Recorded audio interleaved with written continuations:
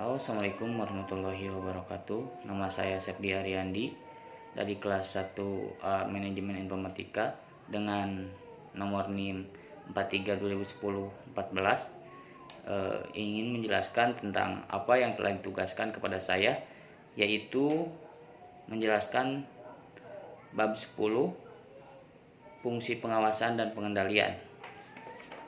Nah, di dalam fungsi pengawasan dan pengendalian perlu kita ketahui bagaimana konsep dasar fungsi pengawasan itu, yang di dalamnya perlu adanya fungsi manajemen yang diarahkan untuk memastikan apakah rencana yang diimplementasikan berjalan sebagaimana mestinya dan mencapai tujuan yang ditetapkan ataukah tidak.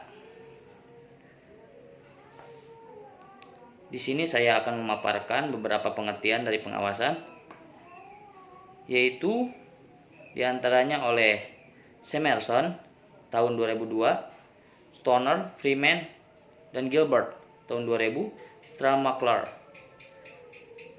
Semerson mendefinisikan pengawasan sebagai proses dalam menetapkan ukuran kinerja dan pengambilan tindakan yang dapat mendukung pencapaian hasil yang diharapkan sesuai dengan kinerja yang telah ditetapkan tersebut.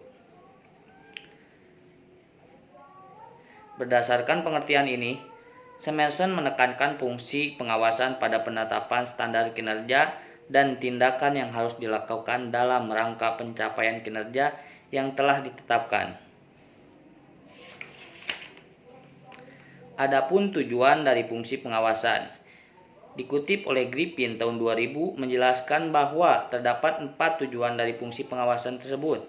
Keempat tujuan tersebut adalah adaptasi lingkungan, meminimalkan kegagalan, meminimumkan biaya, dan mengantisipasi kompleksitas dari organisasi. Yang ke-1 ada adaptasi lingkungan, yang tujuan utamanya adalah fungsi pengawasan agar perusahaan dapat terus beradaptasi dengan perubahan yang terjadi di lingkungan perusahaan, baik lingkungan yang bersifat internal maupun lingkungan yang bersifat eksternal. Sebagai contoh, ketika teknologi informasi dan komputer belum secanggih saat ini, kualifikasi minimum tenaga kerja di sebuah perusahaan barangkali hanya dibatasi pada kemampuan mengetik atau kualifikasi pendidikan minimum seperti SMU dan lain-lain. Yang kedua ada meminimumkan kegagalan. Yang tujuan kedua dari fungsi pengawasan ini adalah untuk meminimumkan kegagalan tentunya. Ketika perusahaan melakukan kegiatan produksi misalnya, perusahaan berharap agar kegagalan seminimal mungkin. Ketika perusahaan memiliki target produksi sebanyak 10.000 unit, maka perusahaan berharap bahwa bagian produksi dapat menghasilkan produk sebanyak unit tersebut. Katakanlah ketika bagian produksi ternyata hanya mampu menghasilkan 9.000 unit yang memenuhi standar dan 1.000 unit yang tidak memenuhi standar, maka perusahaan mengalami 1.000 unit kegagalan dalam produksi. Dalam hal tersebut akan sangat merugikan perusahaan karena target tidak tercapai. Oleh karena itu, perusahaan perlu menjalankan fungsi pengawasan agar kegagalan-kegagalan tersebut dapat diminimalisir. Yang ketiga, ada meminimumkan biaya. Tujuannya adalah tentunya untuk meminimumkan biaya, sebagaimana contoh yang telah dikemukakan di atas. Ketika perusahaan mengalami kegagalan sebanyak 1.000 unit, maka akan ada pemborosan biaya sebanyak 1.000 unit juga yang tidak memberikan keuntungan bagi perusahaan. Oleh karena itu, fungsi pengawasan melalui penetapan standar tertentu dapat meminimumkan kegagalan dalam produksi. Misalnya, akan dapat meminimumkan biaya yang harus dikeluarkan oleh perusahaan. Yang keempat, antisipasi kompleksitas organisasi yang bertujuan untuk agar perusahaan dapat mengantisipasi berbagai kegiatan organisasi yang kompleks. Kompleksitas tersebut dari mulai pengelolaan terhadap produk, tenaga kerja, hingga berbagai prosedur yang terkait dengan manajemen organisasi. Oleh karena itu, jelas fungsi pengawasan memiliki peran penting untuk menjamin bahwa kompleksitas tersebut dapat diantisipasi dengan baik. Yang selanjutnya yaitu ada langkah-langkah dalam proses pengawasan. Langkah-langkah tersebut dilakukan dalam fungsi pengawasan yang terdiri dari empat langkah-langkahnya. Yang ke satu, penetapan standar dan metode penilaian kinerja. Yang kedua, penilaian kinerja. Yang ketiga, penilaian apakah kinerja memenuhi standar ataukah tidak. Yang keempat adalah pengambilan tindakan koreksi. Adapun penetapan standar dan metode penilaian kinerja. Idealnya, hal tersebut bertujuan karena organisasi ingin mencapai bisnis atau perusahaan, sebaiknya ditetapkan dengan jelas dan lengkap pada saat perencanaan dilakukan.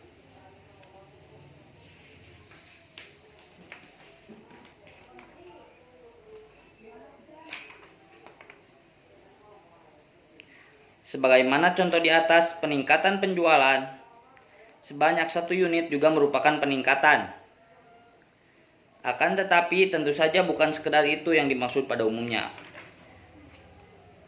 Yang ke satu yaitu ada penilaian kerja. Penilaian kerja adalah upaya untuk membandingkan kinerja yang dicapai dengan tujuan dan standar yang telah ditetapkan semula. Yang kedua, membandingkan kinerja dengan standar.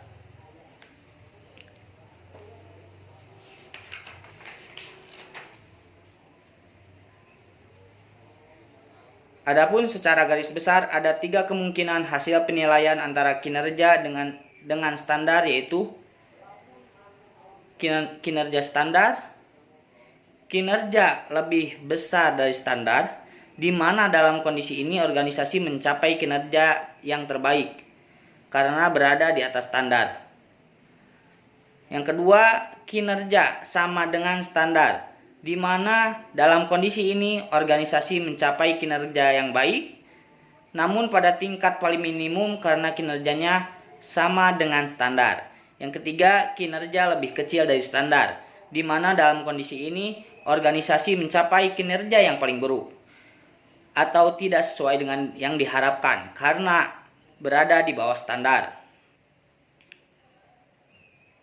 Yang selanjutnya ada melakukan tindakan koreksi jika terdapat masalah. Melalui perbandingan antara kinerja dengan standar, kita dapat informasi dari proses pengawasan yang kita lakukan bahwa kinerja berada di atas standar, sama dengan standar atau di bawah standar. Ketika kinerja berada di bawah standar, berarti perusahaan mendapatkan masalah. Oleh karena itu, perusahaan kemudian perlu melakukan pengendalian, yaitu mencari jawaban mengapa masalah tersebut terjadi, yaitu kinerja di bawah standar. Kinerja berada di bawah standar. Lalu kemudian perusahaan melakukan berbagai tindakan untuk mengoreksi masalah tersebut. Adapun beberapa gejala yang memerlukan pengawasan dan pengendalian. Di antara beberapa gejala yang biasanya menunjukkan perlu adanya kontrol atau pengawasan dan pengendalian perusahaan sebagaimana diterangkan oleh Kreitner pada tahun 1992. Yang diantaranya adalah yang ke-1, terjadinya penurunan pendapatan atau profit, namun tidak begitu jelas faktor penyebabnya. Yang kedua, penurunan kualitas pelayanan atau teridentifikasi dari adanya keluhan pelanggan.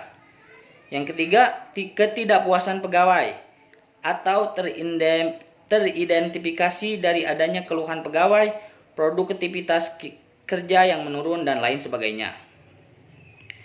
Yang keempat, berkurangnya kas perusahaan. Banyaknya pegawai atau pekerja yang menganggur, tidak terorganisasinya setiap pekerjaan dengan baik, biaya yang melebihi anggaran, dan yang selanjutnya adalah adanya penghamburan dan efisiensi. Yang selanjutnya ada tipe-tipe pengawasan.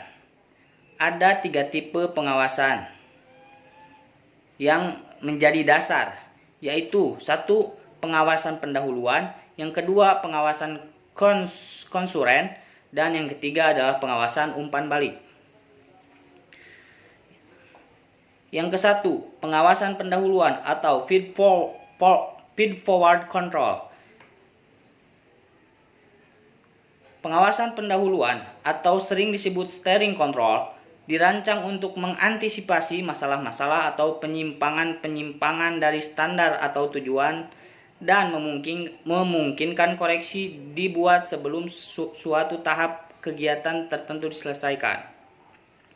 Yang kedua ada pengawasan yang dilakukan secara bersamaan dengan pelaksanaan kegiatan atau bisa disebut juga concurrent control.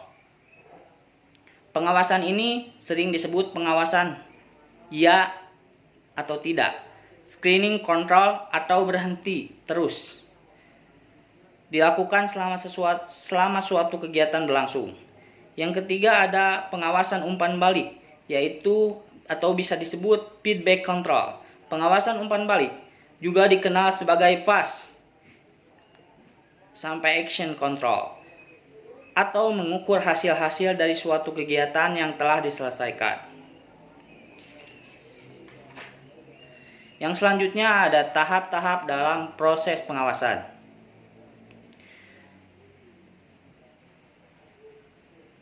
Proses pengawasan biasanya terdiri paling sedikit 5 tahap atau 5 langkah, yaitu yang ke-1, tahap penetapan standar.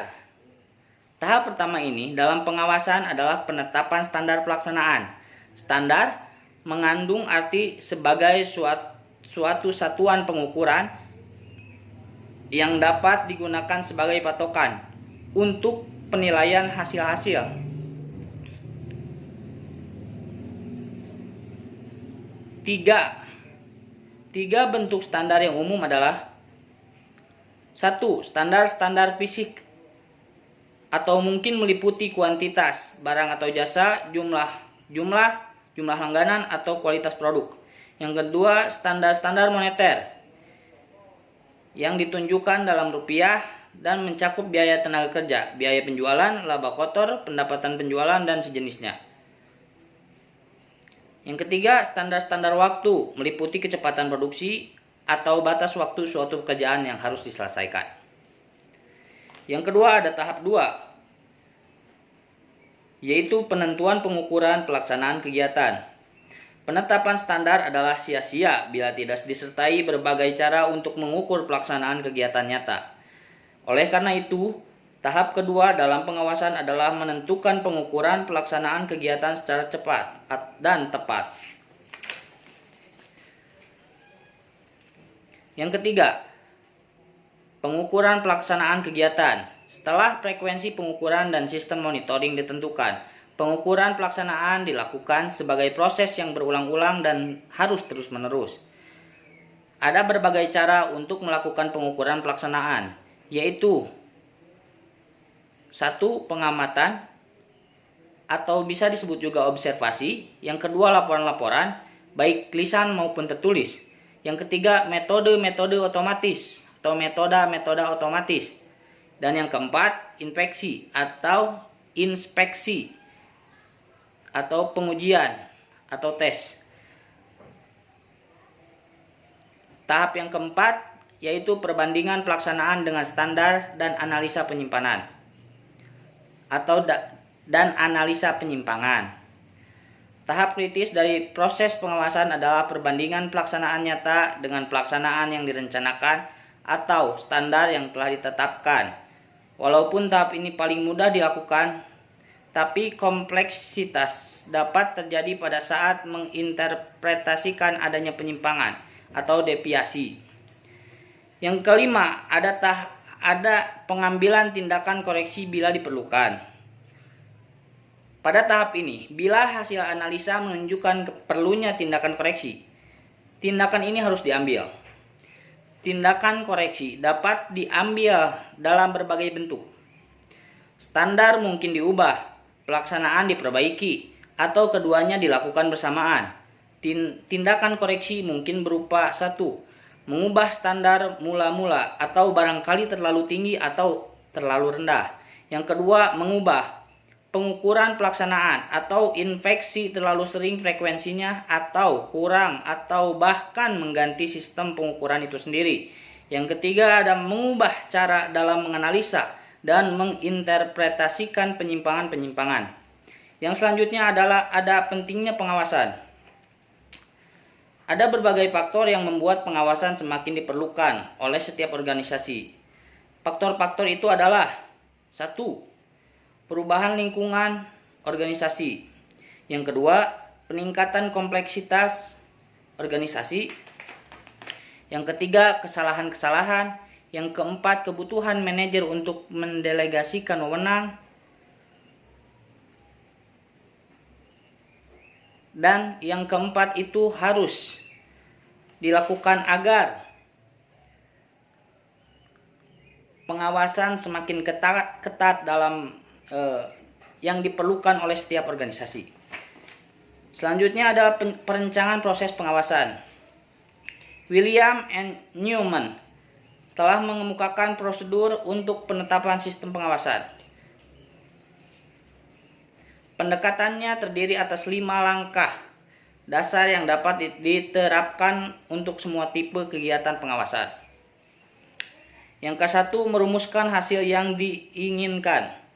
Yang kedua, menetapkan penunjuk atau predictors hasil. Mengidentifikasi beberapa early warning predictor yang dapat membantu manajer memperkirakan apakah hasil yang diinginkan tercapai atau tidak, yaitu dengan 1. Pengukuran masukan.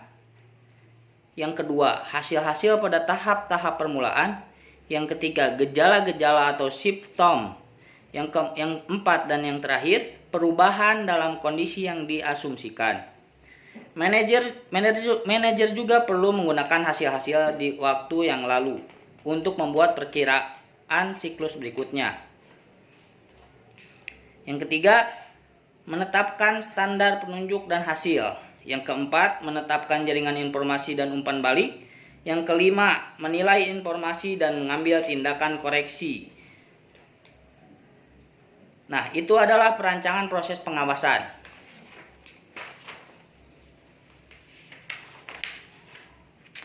Selanjutnya ada bidang-bidang pengawasan strategi. Agar manajer dapat merancang sistem pengawasan efektif, maka perlu diidentifikasikan bidang-bidang strategik satuan kerja atau organisasi. Bidang-bidang ini merupakan aspek-aspek satuan kerja atau organisasi yang harus berfungsi secara efektif agar keseluruhan organisasi meraih sukses. Yang selanjutnya ada alat bantu pengawasan manajerial. Yang diantaranya ada manajemen by exception atau prinsip pengecualian. Yang kedua ada manajemen information system. Sistem informasi manajemen atau manajemen information system memainkan peranan penting dalam pelaksanaan fungsi-fungsi manajemen, perencanaan, dan pengawasan dengan efektif.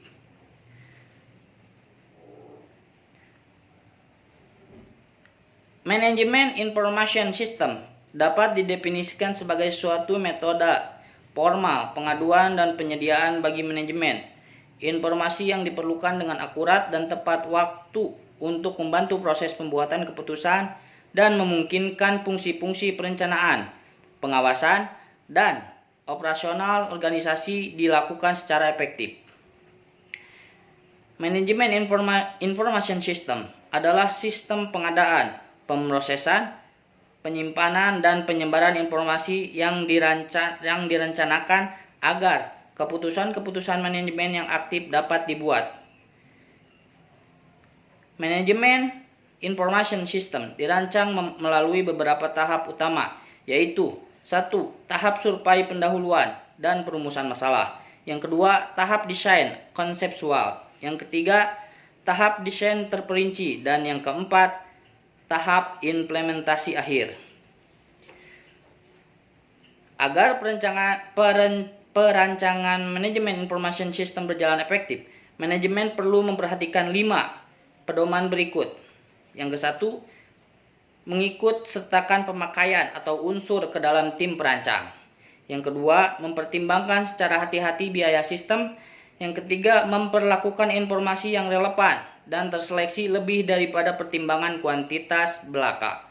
Yang keempat, pengujian pendahuluan sebagai diterapkan.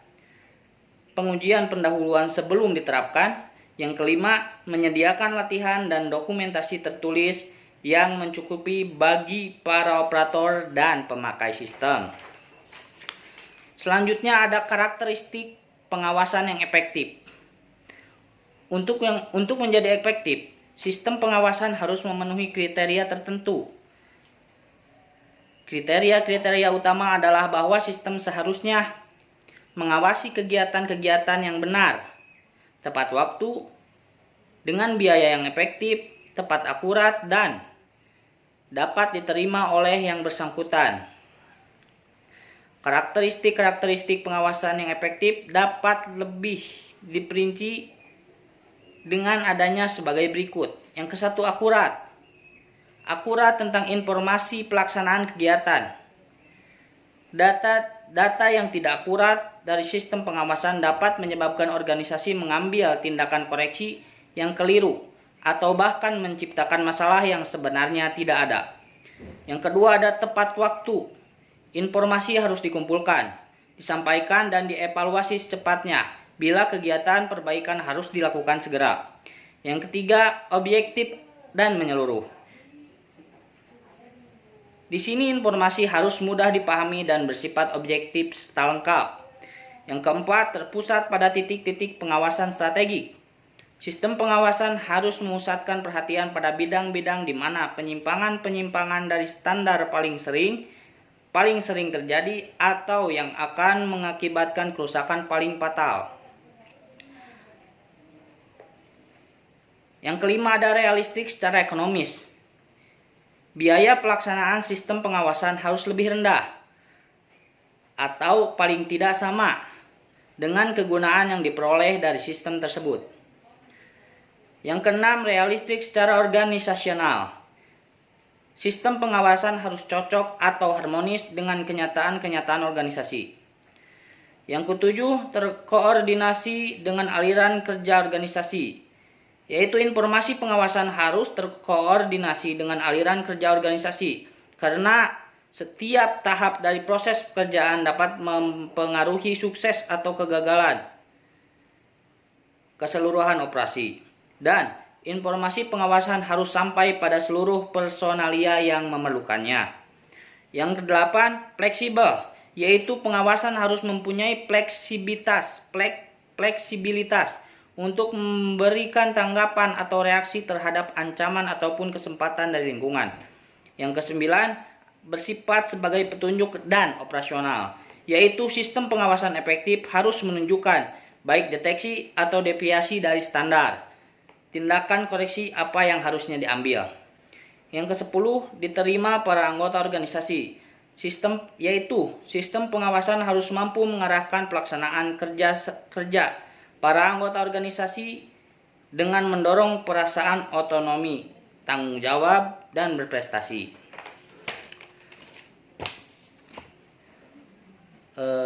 Sekian pembahasan dari saya.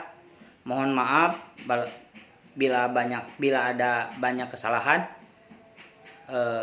Maklum dalam proses pembelajaran. Sekian, terima kasih. Wassalamualaikum warahmatullahi wabarakatuh.